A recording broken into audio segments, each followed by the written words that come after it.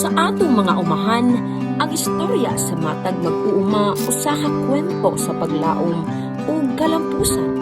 Kini ang kwento ni Mang Juan, usa ka mag-uuma nga nakagawas sa kalisod, pinaagi sa kubota. Sa una, naglisod ko sa pagpananom.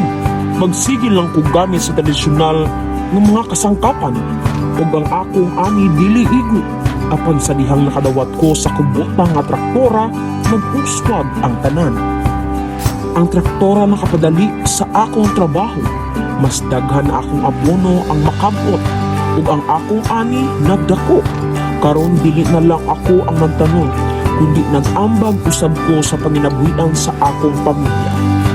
Sa pagkakaroon nakabot na nako ang akong mga panganod, ang akong mga anak nag-eskwela sa maayong eskwelahan ug nagsugod nako og negosyo sa pagbaligya sa akong mga produkto.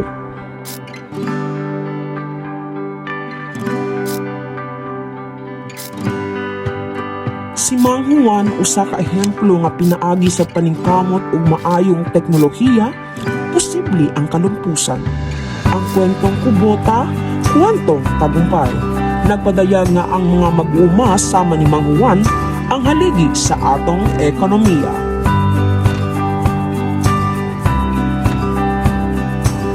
Salamat sa pagtanaw, suportahi ang atong mga mag-uuma.